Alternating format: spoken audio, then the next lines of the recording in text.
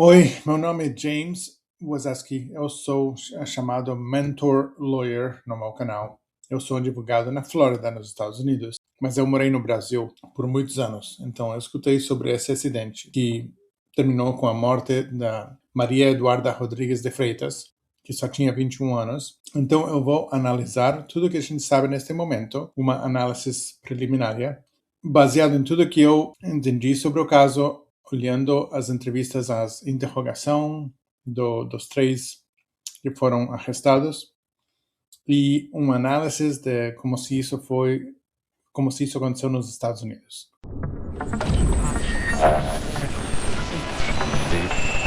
Very serious.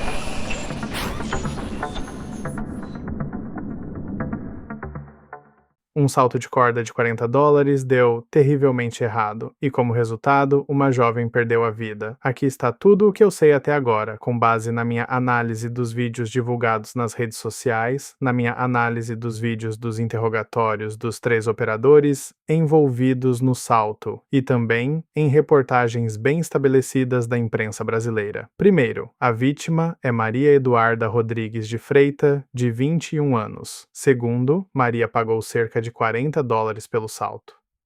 Terceiro, a operação não era licenciada. Ao que tudo indica, tratava-se de uma pequena empresa administrada por amigos. E, aparentemente, essa operação não tinha seguro. Quarto, o acidente aconteceu no dia 13 de junho de 2026, na Ponte do Esqueleto, na região de Limeira e Cordeirópolis, no estado de São Paulo. A ponte fazia parte de uma antiga linha ferroviária, mas estava abandonada. Há relatos de que a ponte pertence ao governo federal brasileiro e de que o governo tinha conhecimento de que pessoas estavam acessando a ponte para realizar operações ilegais de salto.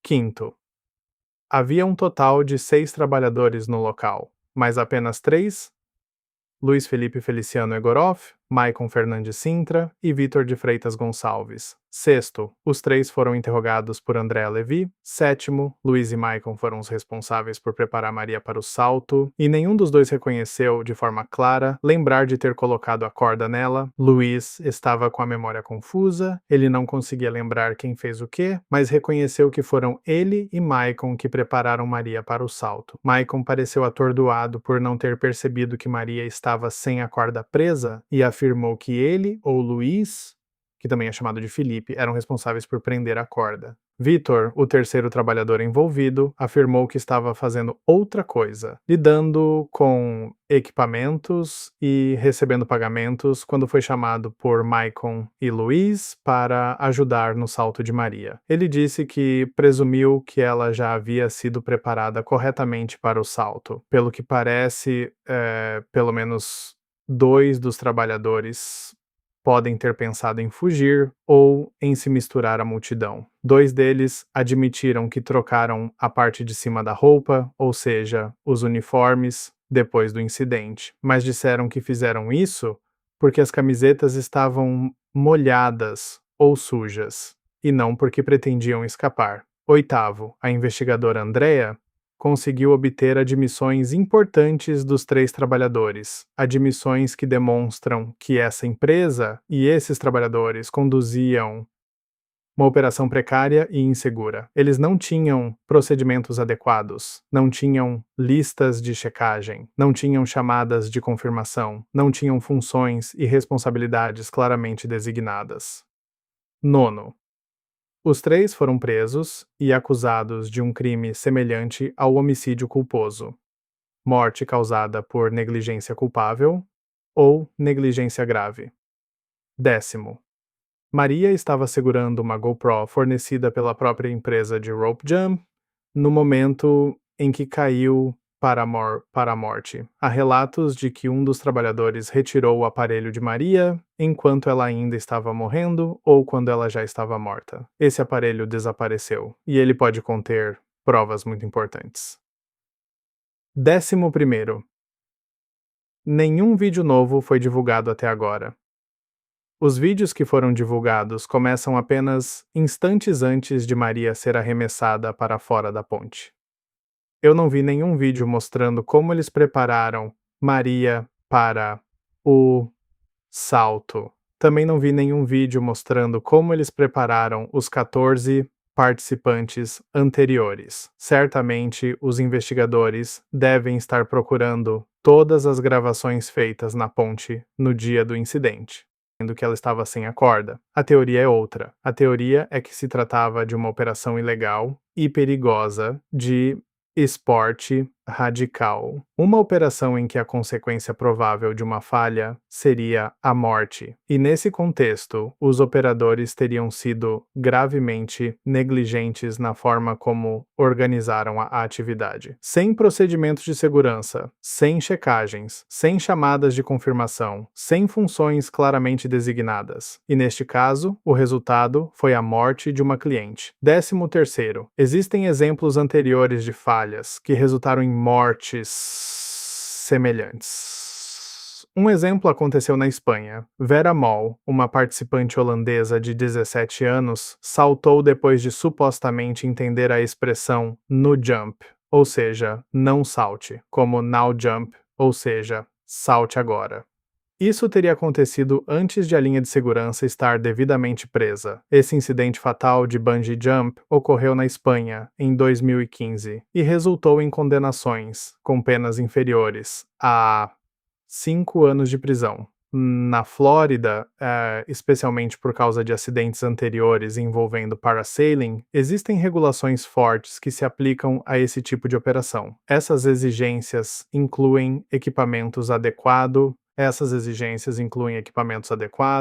treinamento, seguro, limitações de idade e outras regras. Em parques federais, por exemplo, seria necessário obter uma autorização antes que qualquer operação de salto pudesse funcionar. Se esse acidente tivesse acontecido na Flórida, com uma empresa licenciada, as questões legais provavelmente envolveriam um termo de responsabilidade assinado pela participante, e a pergunta seria: esse termo de responsabilidade se aplicaria em casos de negligência grave como este?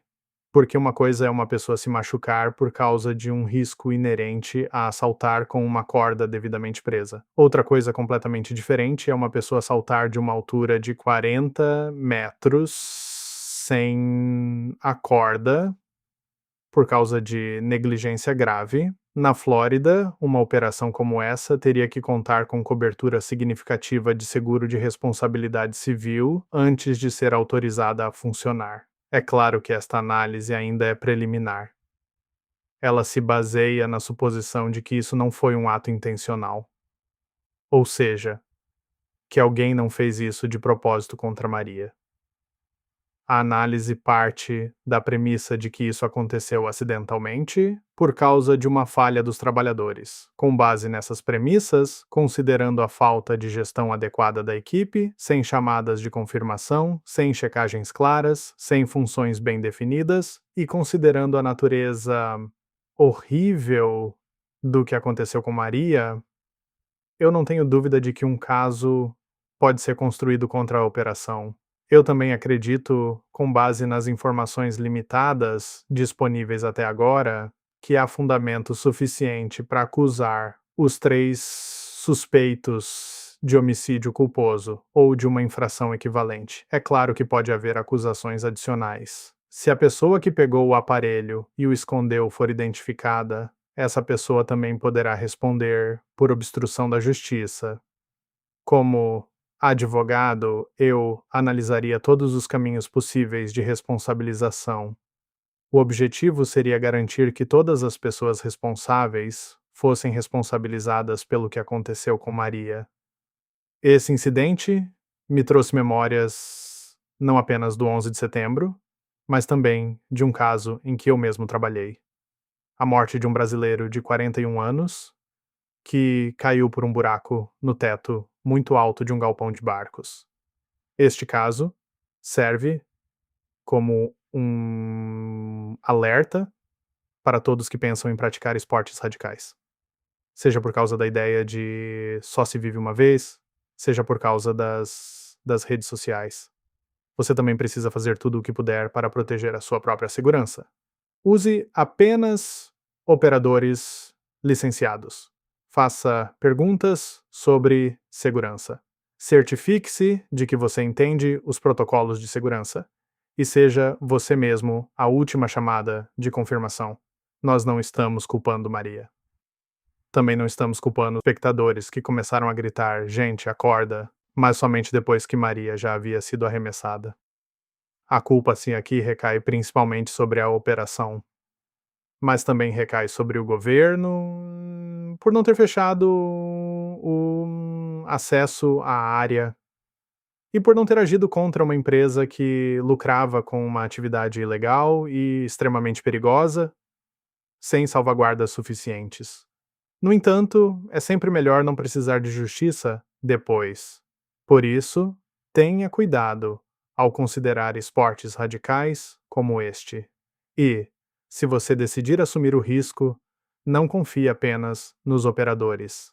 Seja também uma voz ativa pela sua própria segurança. Obrigado por assistir. Mentor Lawyer. Thank you for watching today's deep dive. If you found this case interesting or have any thoughts, feel free to leave a comment below. Remember, this community thrives on smart and respectful discussion. Don't forget to like, subscribe, and hit the bell to stay on track with our new case videos. We cover new details, court hearings, interviews, interrogations, and more. This is Maya with Deep Dive True Crime and Mentor Lawyer Justice Network, and I'll see you all in the next video.